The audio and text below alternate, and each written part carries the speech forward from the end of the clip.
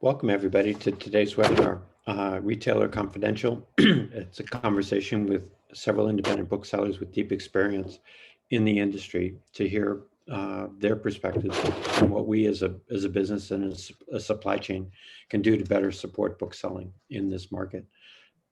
As people know, retail book sales have changed significantly over the past few years, and certainly coming out of the pandemic. And I think it's okay to say that we're coming out of the pandemic.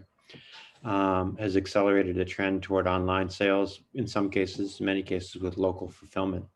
We've seen the launch of bookshop.org in the last year, at a time when independent retailers have been trying to do a lot of things that they either didn't have direct experience with or hadn't done at the volume that they were asked to kind of deliver on. In the last couple of years, we've also seen Baker and Taylor close their retail wholesaler business, leaving booksellers with one fewer options for ordering. So in this session, we've kind of configured a conversation about how bookstores look at their current challenges and opportunities, as well as where they could use support practices, whether from publishers or other parts of the supply chain. We've got 4 great representatives, and I'm going to ask them each in turn to introduce themselves, starting with Emily. Could you tell us a little bit about yourself and your bookstore? You do want to remember to unmute yourself, though, Emily. Sorry, you'd think I'd know better by now. My name is Emily Crowe, and I am the adult book buyer and store manager at An Unlikely Story, which is in Plainville, Massachusetts. A little context for y'all. I've been a bookseller ever since I completed my master's coursework in grad school back in 1997. But I've been at An Unlikely Story for the last 3 years after serving on different bookstores around the country. And I'm also on the board of directors for NEBA, which is the New England Independent Bookseller Association. My store is a medium-sized bookstore with a very robust event schedule, but we are so suburban that we get literally like no foot traffic whatsoever. And we have been open to the public with customer capacity limits in place since October 1st. Thanks, Emily. I got some feedback in the chat that there was a lot of noise when I was moving, so I've taken off an auto wrap, hopefully to cut that back. Jeff, perhaps you could introduce yourself as well. Sure, thank you, and thank you for having me. My name is Jeff Deutsch. I'm the director of the Seminary Co-op Bookstore and 57th Street Books on the south side of Chicago. We are a not-for-profit bookstore, the first in the country whose mission is bookselling. I've been a bookseller since 1994 and have worked throughout the country in bookstores. The Seminary Co-op carries about 100,000 books, including a tremendous amount of backlist and a tremendous amount of university and small presses. We're housed right next to the University of Chicago. 57th Street Books is, I should say, Seminary Co-op is 60 years old this year. 57th Street Books is 37 years old, is a more traditional community bookstore, has a large children's section, and is the only general interest bookstore on the south side of Chicago for about a 15-mile stretch. We have been closed to the public since March 2020 and anticipate reopening in the next month or so. But we have a robust website and have been shipping tens of thousands of books throughout the country. So pleased to be here. And the bookstores on this panel that I've been to are incredible. And Emily, I can't wait to come visit your store and see it as well. But it's an honor to be among y'all today. Thank you. Mark, you represent our southernmost bookseller on this panel. Maybe you could introduce yourself and talk a bit about your store. Me? Yep. Oh, I'm sorry. I'm Mark Laframboise. I'm the adult book buyer at Politics and Prose Bookstore in Washington, D.C. I've been a bookseller since 1989. And I've been at Politics and Prose for the last 23 years. And when I came on, I told Carla Cohen that I can promise you 5 good years. And I didn't know it would run into 23, but here I am, and here it is. We've been open to the public. In the COVID crisis, we've been open with limited a number of people allowed in the store since July 4th weekend. Weekends now are getting to seem more like normal, and people are feeling more comfortable coming into the store. And that's about it. Thank you, Mark. And Ikwo, if you could, you're our closest example. Ikwo Greenlight is almost like a BISG neighbor. So talk a little bit about yourself and your store. Yeah, hey guys, it's good to see everybody, and I'm so excited to be on this panel. I currently manage, I'm the store manager at the Greenlight Bookstores Fort Greene location. Before that, I was also the store manager at its other location on Flatbush. But these days I can definitely be found in Fort Greene. Greenlight as a whole has been around for like about 11 years or so. And with the pandemic, we opened up to the public for like in-store shopping and browsing last fall, I believe. And we've been open ever since. We continue to manage capacity and continue to require masks, but that's us. Yeah, very happy to be here. So one of the things that we wanted to do was give you each a chance to talk about the things that you're focused on these days, particularly, your biggest projects or your top priorities or your most persistent problem areas, and, but effectively to talk about what's on your mind. And we drew straws, and Emily won the chance to go first, but we're going to have everybody have a chance to do that as we go and ask questions today. So Emily, from your perspective, what is on your mind? What kinds of things have you been thinking about, particularly with respect to how things can work better? Well, I did crowdsource some of my response here from fellow NEBA booksellers, but the top concerns from my store and from other stores in the region would be, I guess, things we would want publishers to know. Virtual events take just as much work to host as an in-person author event. Sometimes they actually take more work. And for all but the biggest events, it's taking a lot more time, but having to pay off of having customers in the store who usually shop when they're here for an event. So we're sometimes getting asked to host events with only 2-3 weeks notice. And that's really hard to do if we're already hosting 5 events a week. So I would just ask our publisher partners to maybe consider about the overall timeline and the amount of time that it takes to invest in pulling off a successful virtual event. One that really resonated with my fellow NEBA booksellers was that if we can put people on the moon, then surely we can figure out how to ship books so they don't look like the forklift drove over them in the warehouse before they got packed up. We've had an enormous increase of damages in the last 18 months, and that costs everybody time and money. It's costing us time and money. It's the publishers, the wholesalers. No one's exempt from that. Our book receiver spends more than 10% of her time communicating with vendors about damages. And I would say it's not only time consuming, it's also disrupting the chain of sales. So that's also a problem. And then another thing that we've had a discussion about is that we are super grateful for all the different ways our publishers have supported bookstores during the pandemic, either through extra dating or higher discounts. But it has made us realize something, and that is our vendors have the ability to hard code our account for these things. So please stop making us use a special offer code when we place an order. Just make it automatic. Don't make us jump through the hoops. And while we're talking about it, there are some publishers out there who give a higher discount on backlist titles, and this is excellent. Backlist orders are effectively non-return. So just go ahead, give us the higher discount on titles over 1 year old, because I mean, really, it's going to take something like, I don't know, a global pandemic for us to return our backlist titles. And how likely is that going to happen?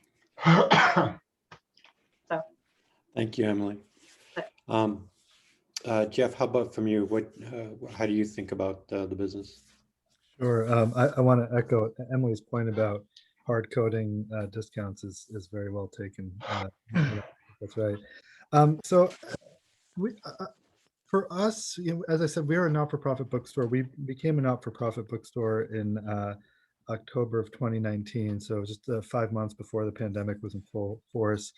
And the reason I share that is, from our perspective, a store that carries backlist, that is not necessarily media driven, or frontlist driven, I should say, interested in the books that turn over quickly, and doesn't have anything other than books. So I should have said that we have 100% books in the store, and no other sources of income. We recognize that the model of bookselling that we essentially inherited in the 20th century, that retail model, was never deliberately built for us. And I don't mean us as a bookstore, I mean us as an industry, publishers, distributors, and bookstores. And that our hope prior to the pandemic was that we could, in the 21st century, when bookstores are no longer needed by any reader to buy a book, and that the model of retail that supports a bookstore is not working, that we could more deliberately build a model that would support the kind of work that we all want to do, including getting these books into the reader's hands, and privileging backlist and smaller publishers and presses alongside the larger ones. So what is that answer? And I think that what we would want anyone on this call and in the industry to be thinking about is that we are all on the same side of this issue. This is something that's compelling to all of us.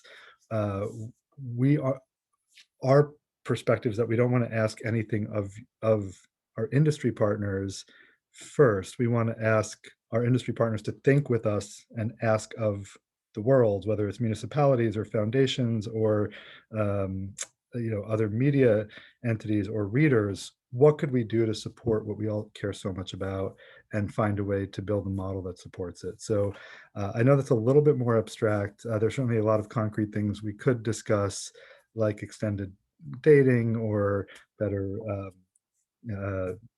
better ways to have administrative work not be the focus, right? There's a lot of bureaucratic things that we might do, or administrative things we might do that take us away from bookselling or publishing or distributing. But ultimately, the biggest question is, what will the industry look like in 10 years? And how can we support the kind of bookstores and the kind of book selling that we all hope persists? Thanks. And that's kind of one of the reasons why BISG was initially created, now going back 45 years. So it's a really important question, and we'll come back and ask you for a little bit more on that in a bit. Mark, if you might, what kinds of things are on your mind? What either problem areas or opportunities? And you probably have to unmute yourself before you start.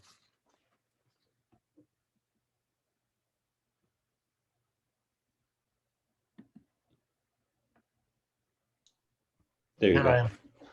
Yeah, I agree with that. Well, just to build on what Emily and Jeff already said, we appreciate the extra dating, and the companies have given us extra discount because of the pandemic. Everything is definitely appreciated, but we're always looking for creative ways to get an extra discount. When it comes to dating or discount, we prefer discount because discount is something that we can it's a tangible thing that we can point to. And we found different ways. If we agree to pay early, we'll get an extra 2 points. Agree to do this, we'll do 2 points. Anything we can get to get a couple of points. And I was thinking last night that similar to what Emily said, a lot of these backlist titles, we're never going to return these things. And if we could buy them non-returnable, but the way it's set up mostly though is either you're a returnable account or a non-returnable account. I can't just say this is a PO that I want to be non-returnable. And I just wish there was more flexibility at the publisher's end and allow us to differentiate, because I know the returnability is key, especially if we're taking a risk on a new title or a title and an author that doesn't have a track record. But on tried and true things, if I'm restocking Jane Austen or the Brontes, I could buy that non-returnable because I would never dare return any of those books. So I just wish there was more flexibility. And in terms of damages, we see damages all the time too. And just by polling some of my colleagues here, the reporting of damages and shortages could be a lot easier through the publishers' web portals. Some of them are very good at it. PRH is very good at it. But most of the others really fall short. And a batch was supposed to be the answer to all of that, a uniformity of being able to pull down invoice data, report damages and everything else. But batch is useless unless everybody is on it. So we're kind of at that standstill. I don't know if we're in an in-between part. And if publishers don't want to adapt to that because they think they're going to go to batch eventually anyway, I don't know, but we're in a weird part right now where we're getting the worst of both worlds. Thanks. Yeah, we did a couple of webinars with folks from Batch just to kind of talk about it and some of the supply chain implications, but I haven't gotten a recent update. Maybe we can add that to our calendar sometime later this year. Ikwo, how about from your perspective? I mean, what kinds of things are on your mind, and how would you like to see the industry evolve to better support what you're doing? Yeah, I spend a lot of time on the sales floor, and one of the things that I'm dealing with right now, which is kind of just like as an FYI, is as the world, or like New York, starts to open up a little bit more, we have a lot of folks, customers, who are like, very excited for things to get back to normality. And we've been navigating that, but it's kind of, we always want our booksellers to feel safe and be safe. And these are some of the conversations we're having with folks on the floor, where it's like, yes, the city's opening up, but what does that mean working a customer facing role? What does that mean working a retail job? And so like safety has been on my mind a lot, but also I have a lot of newer booksellers who were brought to bookselling because of the pandemic. They had completely different jobs in different fields, and now they're a bookseller. And so it's kind of this wonderful opportunity to show folks the beautiful side of the book industry, but I feel like the book industry has been having a little bit of a reckoning with some of the things it's accepted as norm, some of the things that it's let slide, and it's coming to like, it's having to answer for a lot. So these are some of the things that my booksellers are talking about now, where it's like, bookselling is wonderful, but then there are all these like pockets of areas where like we never really had to think about it before we started having like a more diverse base of booksellers. So these are some of the things that I'm thinking about these days. Thank you. I mean, the four of you have given us quite a bit to kind of think about, and let's see what we can do to deepen both our audience's understanding and the conversation around it. Maybe going back to Emily, one of the things you started to talk about were extended terms. And you'd indicated when we did our prep call that they're not necessarily working for all bookstores. And maybe you could say a little bit more about that. I mean, what kinds of problems do you run into, and how does it play out for you when somebody gives you more time to pay for an order?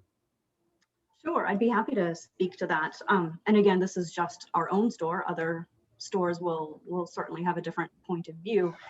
But when it comes to either discount or dating, we would always fall on the line of wanting discounts. We want the larger discount because we would run into credit limit potential problematic things. If we get 6 months to pay for something and we have 5 events a week and we're having to order book events and also front list and backlist books, then we're going to run into credit limit issues in ways that other stores might not. And we would almost always rather take the extra discount. But I believe there are people right here on the panel whose store would actually prefer the dating as opposed to the discount. So it would be nice if every store could have the choice of one or the other. Or both. Or both, sure. If we can have both, why not? Yeah, it's a choice is nice, but having everything you'd like is better. That's right. Yeah, that's true. Mark, when we were doing our prep call, one of the things you talked about was the challenge that you face building back sections that have not been selling well during the pandemic. I think you used travel as a category, but there are probably several others. How are you thinking about that, and particularly with sea changes and purchase patterns over the past year? I mean, how do you look at returning to stock those sections? Well, travel is affected mostly because nobody was traveling, nobody was buying travel guides, and even publishers were canceling publication on guides as well, because they had to update them for COVID status and all that stuff. And I think that's just going to have to come back organically as the audience comes back. It can be sort of proactive and just go back and make sure that different regions that have been popular in that regard get reordered and restocked. But I don't know, it's just one more thing that this situation is kind of presented us. Yeah, it's- I imagine it's also hard these days to predict when, for example, travel buying comes back. But it goes both ways too, because we sold so many baking books. We sold so many bread books. All of these things, we sold so many puzzles. There was a real boon in terms of the audience, the stay-at-home audience. So cookbooks, especially bread books, sold at a rate that I had never seen before. So there's that. Yeah, for me, it was like very interesting to see because, right, there was this point in the pandemic, very early days, where we were all kind of looking at each other and we were like, is this it for us? Like, are people still going to be buying books? And it was really encouraging to see every Tuesday, folks still want their new releases. Nothing will stop them from their new releases. I think it's also been interesting to see the sections that have been kind of like blooming and growing because of the pandemic, or like because of what people are interested in these days. So puzzles could not keep them in stock, right? And as the weather gets warmer, people are buying less puzzles, but like they're still buying their metaphysics, tarot cards and witchy books and what have you. So it's been kind of encouraging to see the trends of like, what are people interested in these days? What are people wanting to find solace in? For example, our self-improvement section is doing really great, yeah. So Ikwo, if I could stay with you, because you raised a point a few minutes ago about the way you described it initially was booksellers and publishers meeting in the middle to figure out ways that we could work together to help booksellers, the people that you're bringing into the industry in many cases, feel good about the industry that they've chosen. It's a big task because publishers sometimes publish books that don't necessarily reflect what booksellers are. What kinds of things do you think the publishing industry can do that would be helpful in that regard? Yeah, I think as a society and like our current socio-political temperature, we've been doing a lot of thinking and we've been doing a lot of work about places where we can improve, things that were missteps in the past, things that we didn't ask twice about because it was just accepted. So I would say that the same amount of work that bookstores and booksellers are doing, publishers and people in different parts of the book industry chain should be doing that kind of work too. They should be asking the hard questions of themselves. So like, why are we promoting this book? Is it just because it's gonna sell really well? That's okay, but it needs to be just more than that. Why are we publishing this book? Why are our reps, adding these books to their lists?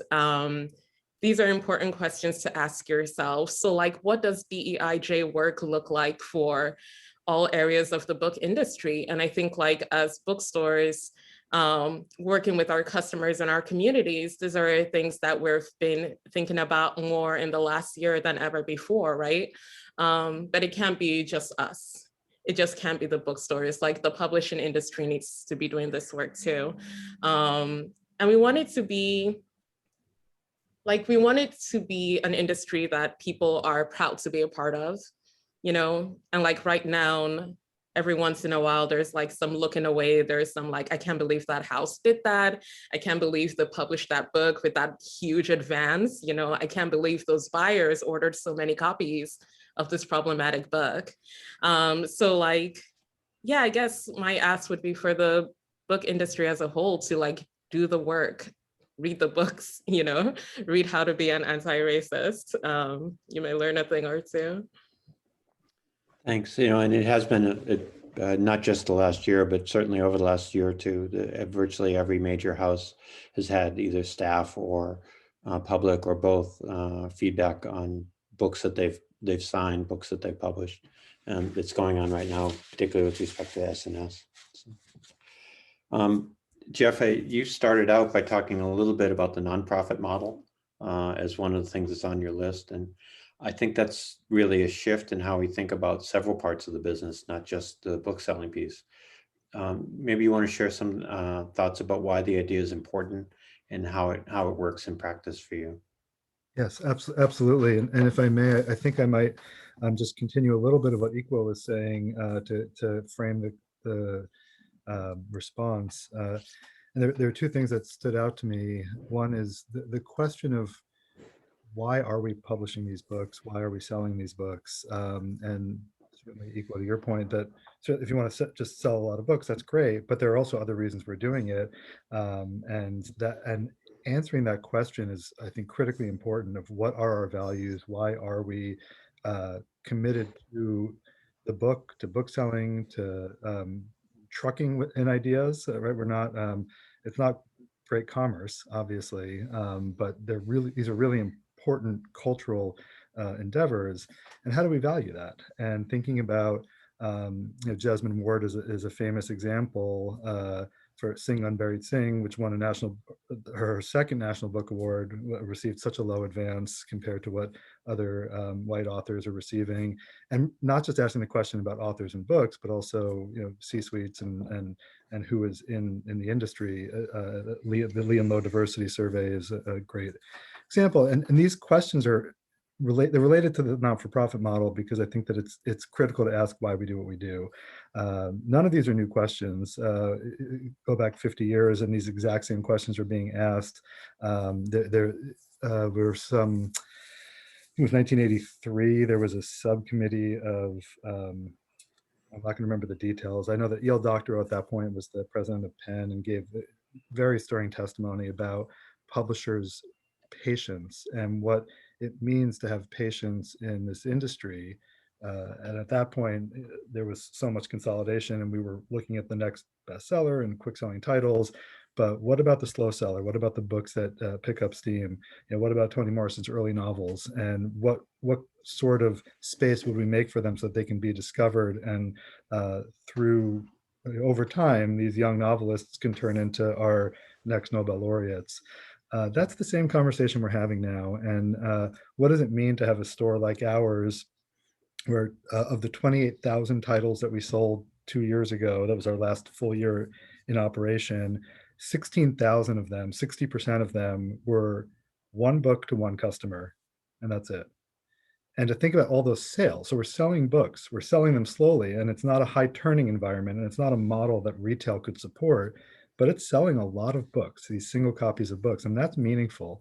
And so I think that the second point I'd want to make, and I could go on about this, so I'm going to try and keep it brief, but also kind of echoing Ikwo's point about booksellers and those who are in the industry. It is not seen as a profession, bookselling, and I know for the publishers who are on this call, perhaps distributors think, well, yeah, we all make less than our friends in more professional industries, but trust me, booksellers are the bottom rung of this, and part of that is because it's a retail model, and part of that is because we've all undervalued books. So what does it mean to have minimum wage employees selling these books to this is what we're relying on to feature the books? And how do we professionalize this, even just to get us to a librarian level or a publishing, editorial assistant level, or an editor level?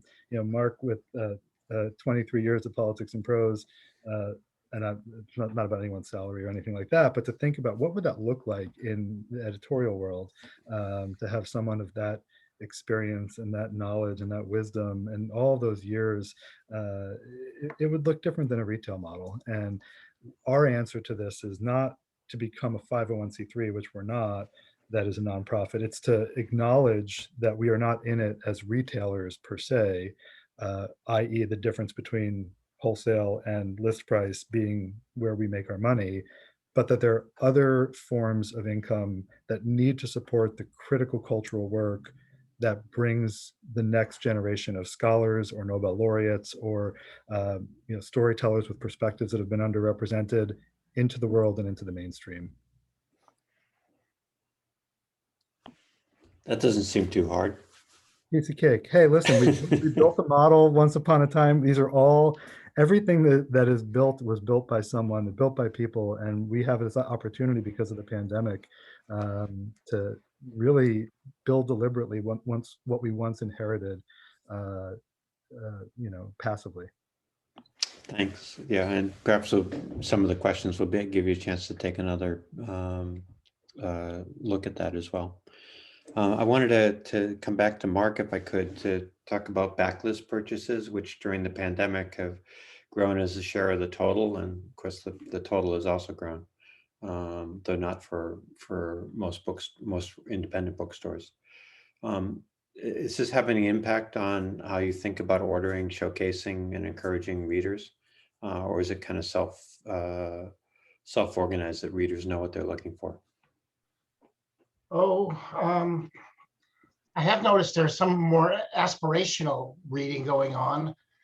I think we sold maybe a dozen copies of War and Peace since the pandemic, where normally we would sell maybe one a year. Now we sell like 12 this year. So that's purely aspirational. I'm sure somebody's said this is the time to do it, and they'll do it. I was also thinking a little differently about backlist. Frontlist turns to backlist so fast now.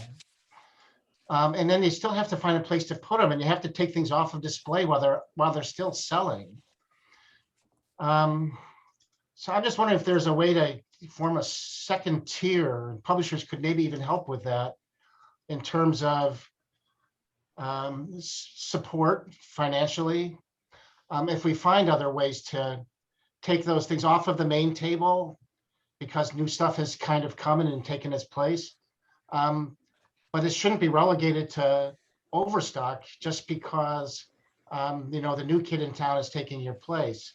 So I don't know, we can find creative ways to do that, whether it's making themed displays or just finding other creative ways and put tables where you wouldn't expect a table. And we especially did that when we reopened in July, because we made a big display. So this is everything you missed in March, April, and May. All of these things, we were bullish on them when we bought them, and we're not less bullish on them, but the audience wasn't available to us. So I don't know. I think there's ways to prolong the life of a new title. Ikwo, Emily, or Jeff, your perspective on how the shift to backlist has changed your day-to-day operations? I'm happy to jump in a little bit, but I think my store is a little bit unusual in that we are still trying to find our customer base. My store is only 6 years old, and I still have customers walking in talking about the new book they heard about, that the title is something like All the Light We See, all the, and I'm like, oh, All the Light We Cannot See by Anthony Doerr, great. And of course I refrain from saying that's actually not a new title, but I feel like that raises the larger point that readers come to books in a very different way from the way booksellers do. Like, I feel guilty if I read a book that's published already. Readers out there, just in the general public, they don't have that issue, so they need ways to keep discovering that. And like, God bless TikTok, because it's giving new life to all kinds of backlist books that my store hasn't sold very well. So that's great, but figuring out creative ways to keep the books in the right readers' hands, I think is all our goal. And anytime a reader sees a book for the first time, it's new to them, even if it's not new to us. And figuring out ways to capitalize on that, I think, is going to be key. So we need booksellers who are on TikTok. I just very briefly, Emily, I love what you just said, and I think that like us getting out of our own heads and really centering the reader and the reader's experience, right? It's new to them, and all of these books are new to them, and young readers are they have the whole world ahead of them, and to recognize that the seasons that we use and the P&Ls that we use for each book and that model, if we want to support backlist, maybe there's a different way to think about it. Yeah, I totally agree with everything everyone is saying. I'm seeing a lot of, it feels like every new TV show or movie was once a book or a short story. So we do have a lot of customers coming in to read, like, you know, whatever the newest HBO show is, they discovered it's a book also. I will say folks get turned off by like the TV tie-in covers. I wonder if any of my fellow panelists observe the same thing, but if it has like the poster for the movie on the cover as opposed to the original cover, it's a turn off for folks. But I am seeing an opportunity to really like hook people in. Like, oh, you like Shadow and Bone? let's take a walk. I can show you the world. And it's been a lot of fun. I feel like with all these adaptations, we're able to say like, oh, you watched that and you loved it, great. We have more. There's more where that came from. And a lot of these books are like already in paperbacks. So it makes it very easy and it's a lot of fun. The Ikwo, you know, within BISG, accessibility of book content has been a high priority topic, and a lot of that kind of defaults to digital versions of the product because they're easily made more accessible. But is it something that the publishing community could be doing more of? Are you seeing among the people that come into your store a need for a more making print more accessible to audiences that otherwise might not be reading a book or might have trouble reading a book?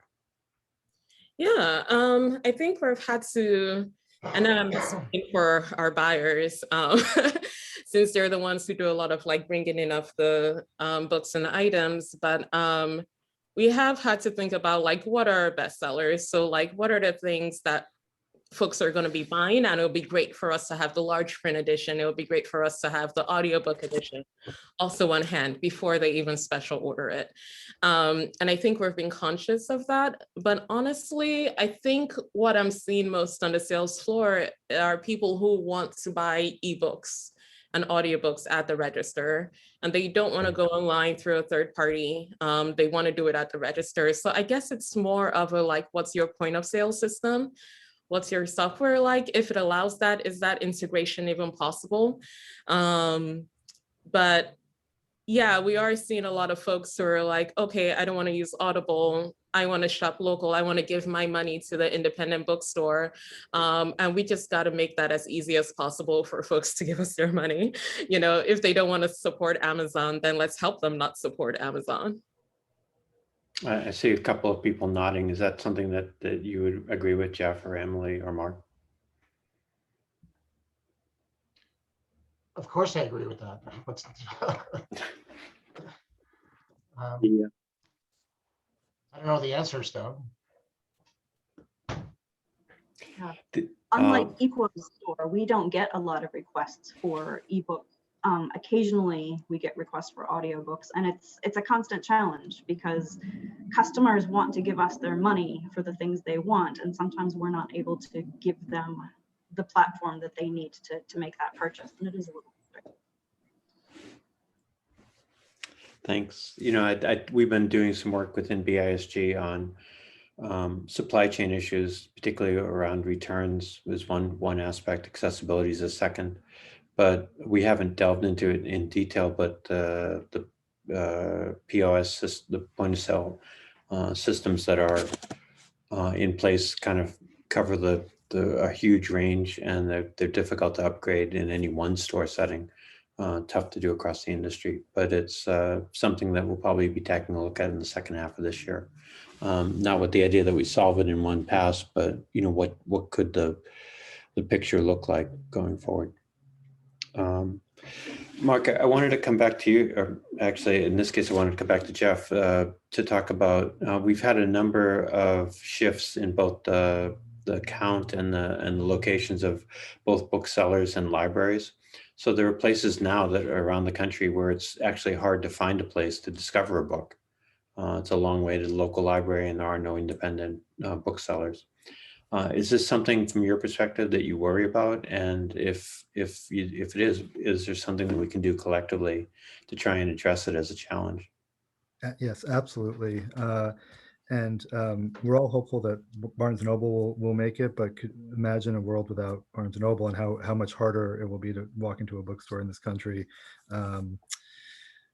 Unquestionably, and I'll say this as candidly as I can, and I say this as an independent bookseller, and if I'm wrong, I'm wrong, but my sense is that the publishing world and distributors, what what you value in booksellers is not our ability to sell books.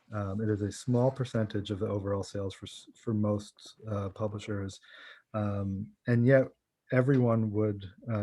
We all know that how important bookstores are, and I really appreciate that libraries are in this question too, because this is a question of access to books and reading material throughout the country, including rural areas and smaller towns, and even some university towns that don't have bookstores, shockingly. And this goes back to the question of value. What do we value, and what is the role of a bookseller in the 21st century? And I would posit that it is not to sell books exclusively, though obviously bookselling is in the title, and I mean we are selling books, but and I will say that libraries have the book in their title as well, in the root, etymologically, but how many libraries actually have a small percentage of books, and that people are not going to libraries for books, they're going to them for services or internet access or information, all of which is critically important, but could be handled in some place that is not a book palace.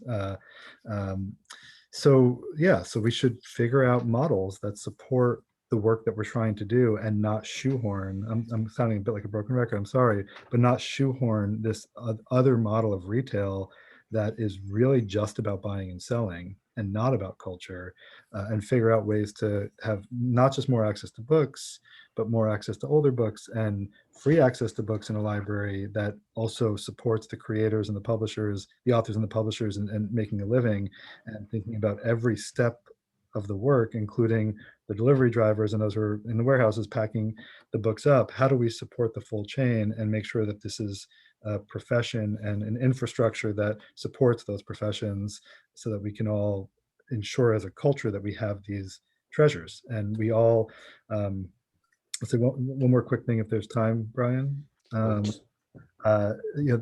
those of you who work with libraries as well, and if you have or in the industry, the question of vocational awe has come up in the library world significantly, and including throughout the pandemic, which is this, well, we love books and community, and so librarians, even if they're underpaid, should just through vocational awe do their work. Now I have vocational awe. I think most of the people on this call have vocational awe. In other words, we're booksellers because we believe in it deeply. But couldn't we have vocational awe and still make a decent living, and still, pay off student loans, or maybe buy a car, or maybe have children, or I probably can't buy a house, but that's fine. The first three perhaps, and just basic middle class, traditional middle class values. And couldn't that happen for everyone along the chain? Is there a way to build that model? And I sure hope so. I think that if we as a culture can't do that, there's not a lot of reason for hope. I don't think you're going to find anyone just on the call today disagreeing with you on that. Right. I have one other question, and I just want to encourage folks who are listening, and we have several questions already, and we'll get to those in a minute. But if you have one, just add it to the Q&A tab. You can also put it in the chat. It's just a little bit easier if you put it in the Q&A for me to track it. But this last question is actually for Emily. So over the last few years, BISG has been pretty good at hosting a number of discussions with librarians who work at both the national and local level. And pretty consistently, a message that we heard was that they could use support to build awareness of good books for various audiences. And I'm wondering if you have a perspective on what libraries and booksellers might do to help each other out, particularly because you work in an environment where people are not naturally going to your store through things like foot traffic. That is a really great question. And I'm wondering if librarians in general know that booksellers would love to go to their library and talk to their patrons about, like, we could have a YA night, we could have a book club night, we could have all kinds of presentations. Like, booksellers love nothing more than talking to people about the books they're passionate about. And we have any number of people who would love to go and build those kinds of partnerships with our local libraries. And I think maybe we're just all kind of worn down from the last 18 months that we're not doing that we might have in the past. But I don't know if librarians consider booksellers as resources that way. And I would love it if they did. Does anyone in the panel work with their local libraries or a set of local libraries to know what's on hold, what books are in greatest demand? Our children's department does, I think, twice annually meetings with librarians. And for some reason, we have Catholic school librarians and then plain old librarians. I'm not sure what the difference is, but there's a difference. But that relationship, they've been having that relationship for, God, the better part of a decade. And I know it's really appreciated. It's extremely well attended. I'm product of 12 years of Catholic school. I can't tell you what the difference would be between the two, but I'm sure there is one. Before I go to the audience questions, anything else on it? Okay. The only thing I just want to share briefly about the library question is we're very privileged in Chicago to have so many book workers here, and so the ALA offices are here, and a number of universities, and the amount and publishers, and the amount of conversations that we have on a monthly basis with librarians, editors, publishers, those in sales and marketing. It's really special, and we learn a lot about what adjacent book workers are doing. Thanks. That's really helpful to know as well. Some of the questions in the audience, and so one from Lorena, how much of damages increased? This goes back to one of the early issues that was raised. And to the extent that you know, are they coming from distributors or from publishers' warehouses or both? For us, it's both. It is uncommon to get any shipment that we don't have to call about or go to the portal to report damages. I would say anywhere from 10 to 20% of our receivers' time is spent tracking that down. Yeah, and it's significantly higher than it was, say, pre-pandemic. Yeah. This is, we have a couple of questions that are broader, but why don't I start with one, which is this from the folks at Hachette Livre, which I imagine maybe they're calling from Paris. But the question is, can we pull out a bit and talk about the bookstore of the future, and what does that bookstore look like? You know, what will be different in 5 or 10 years? And how do you deal with things like format changes and the rise of digital? This may be somebody that Jeff planted, but Jeff, do you want to start with it, or? Yeah, sure. And I'll be brief because I've said too much, I think. It depends on us, you, all of us, right? What we build it, right? But what do we want in 10 years? And I think to answer the specific question about digital, certainly digital will continue to grow, and that's great. And audio will continue to grow, and that's great. We're here to help readers discover books, and physical books will always matter. I think those two truths should be kept close as we figure out the next steps. Yeah, absolutely. I agree. Like, I feel like we are an industry that's pretty good on our feet, you know, and we go where the changes are and we listen to our people. I think it would also look different in how we care for people who are in the stores. How do we care for people in all different arms of the chain? For example, you know, how many bookstores do you know who have an HR department? You know, how many bookstores do you know that offers health insurance for their employees? Are they able to, like, financially, are they able to, like, do that for their folks? So I'm pretty hopeful, honestly, with the conversations we're having and the questions we're asking ourselves. Kind kind of like what Jeff was saying, how do we make this more of a profession and less, I was just stopping here for 5 months, now I'm on my way out, you know? And how do we care for the people in our charge? I'm super hopeful about that future. And it looks like we lost Emily for a little bit, but I'm sure that she'll be back. I wanted to ask, this is actually going back to the question, I think Ikwo, or the answer you gave about selling audiobook or ebook access. What does that look like in an independent bookstore? Are you selling access codes? I mean, how does that actually work in a more streaming focused world that we're in? Oh, like how we currently do it? Yeah.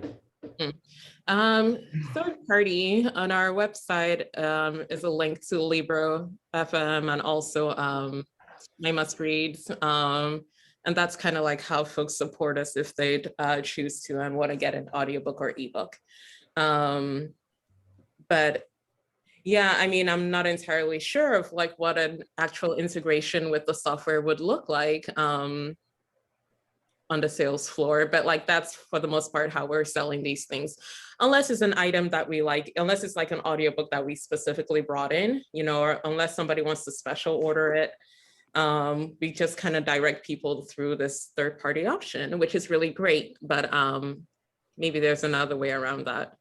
Okay, so something that might require a little bit of work on to figure out on a scalable basis. There are a couple of notes from Deb Haggerty, but I'll pick this one to, I think she'd asked specifically, and Jeff, you were kind enough to answer in the chat about buying directly from smaller publishers. You know, would an indie buy directly in return for a deeper discount? And I think Jeff, you'd said yes. Is that something that Mark or Ikwo that you also would do? Oh, we definitely do. And I think our audience recognizes that, and they're going to find those small press titles on the shelf. But returnability is key. Returnability is absolutely key. Because we're taking a risk on stocking this title. And but no, I think our customers expect us to carry those titles, and we definitely do. Ikwo, from your perspective, is this something that you also would consider? I'm not gonna spend so much time on it just because I feel like that's something our buyers have more say in it than Sure. I actually do. But I'm actually interested in hearing what Jeff has to say on the topic. I completely agree with Mark's perspective. As long as we don't have to spend too much time, we'd be happy to do it. And if it's returnable, that's great. There's Deb also made an observation about Amazon, and she represents a small publisher, and they use Amazon because it gives them an advantage in production, so for the printing and shipping the books. And she's just wondering what your perspective is on seeing essentially an Amazon produced book from an independent publisher coming in. We don't sell books produced by Amazon. We have our own in-house publishing facility, and which began with espresso machine, but we've since been outsourcing it to Ingram, and we've encouraged people to go to Ingram, and we try not to support Amazon in any way at all. Period. Okay. Jeff or Ikwo? Ikwo, did you? It's a really nuanced question, and I think it's a really important question.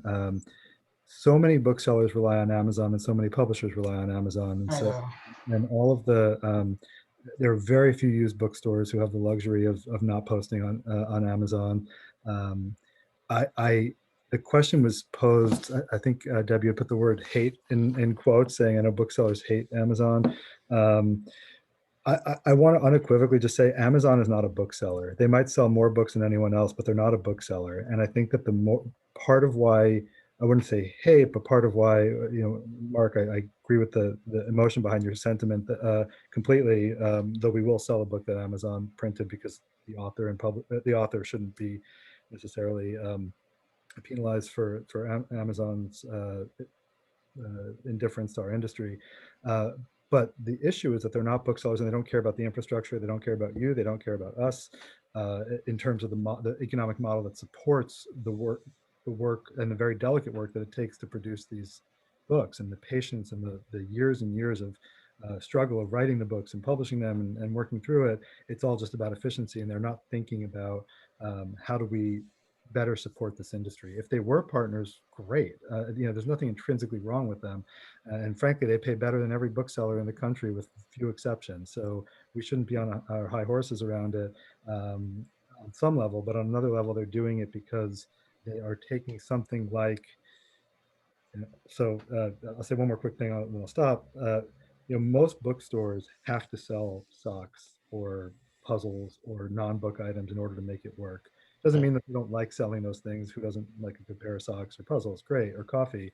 However, Amazon is using books as loss leaders to make an already profitable item like socks more profitable. It's unconscionable in a lot of ways, but really what's unconscionable is us building an industry and giving them that power, saying we're going to do what we need to do to keep you happy, and not actually standing our ground and saying, no, really what matters is the infrastructure, and don't take that away from us.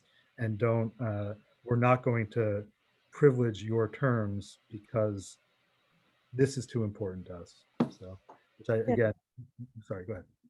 No, I'm just agreeing with you, Jeff, everything you're saying. I think how many times are we on the sales floor when we don't have a book in stock, we offer to special order it, we let them know what our time, our ETA is of getting that item in, and they're like, never mind, I'll just get it on Amazon. Because they have done a really good job of making themselves seem like the only option. And so the job for booksellers then is just like, what else? Amazon will probably get them this book faster, but what else can we offer people when they're shopping with us? Why do we ask our patrons to choose us over Amazon? And like, these are some of the questions we're thinking about, but it's just like the way things are set up now, and it's so easy, right? It's just like one click away. And how the publishing industry supports us versus like how they support Amazon, these are things that are worth thinking about.